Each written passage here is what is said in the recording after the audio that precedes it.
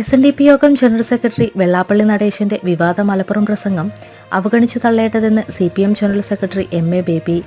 സംസ്ഥാനത്ത് ഇടതുമുന്നണിക്ക് തുടർഭരണം കിട്ടുമോ എന്നതിൽ തദ്ദേശ തെരഞ്ഞെടുപ്പോടെ വ്യക്തത വരും. BJPയെ താഴെയിറക്കാൻ എവിടെയൊക്കെ കോൺഗ്രസുമായി സഹകരിക്കണോ അവിടെയൊക്കെ അത് ചെയ്യുമെന്നും MA ബേബി പ്രതികരിച്ചു. തിരുവനന്തപുരത്ത് മീറ്റ് ദ പ്രസിൽ സംസാരിക്കുകയായിരുന്നു അദ്ദേഹം. തിരുത്തി ഒരാൾ തിരിച്ചെത്തിയാൽ അയാൾ വേണ്ടെന്ന് CPM പറയില്ല. പക്ഷേ അവസരവാദ നിലപാടിന്റെ ഭാഗമായി വരുന്നവരോട് ഈ സമീപനമായിരിക്കില്ല. CPMന്റെ സ്വാധീന മേഖലയിലും BJP വളരുന്നുണ്ട്. അത് തിരുത്താൻ വേണ്ടിയുള്ള ഇടപെടൽ നടത്തും.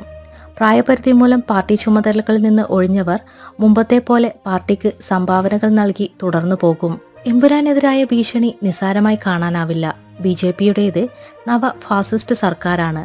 സംഘപരിവാറിന്റെ താൽപര്യം സംരക്ഷിക്കാനാണ് പല ഗവർണർമാരും ശ്രമിക്കുന്നത്. BJP സർക്കാരിന്റെ പാവകളായി ഗവർണർമാർ മാറുന്നു. കോടതികളിത് നിസ്സംഗമായി നോക്കി നിൽക്കുന്നു. ഭരണഘടനാ മൂല്യങ്ങൾ സംരക്ഷിക്കേണ്ട ബാധ്യത കോടതിക്കുണ്ട്. ഇന്ന് ഇക്കാര്യത്തിൽ ആശാവഹമായ വിധിയാണ് സുപ്രീം കോടതിയിൽ നിന്ന് വന്നത്. BJPയുമായുള്ള അനുഭാവം ഒരു കുറച്ചിലാണെന്ന് മുമ്പ് പലരും കരുതിയിരുന്നു. എന്നാൽ ഇപ്പോൾ അത് മാറി വന്നുവെന്നും MA ബേബി പറഞ്ഞു.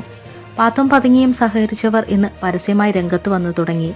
ഇന്ത്യ ഭരിക്കുന്ന പാർട്ടിക്കൊപ്പം എന്ന ചിന്താഗതിയാണ് ഇതിന് ഒരു കാരണം.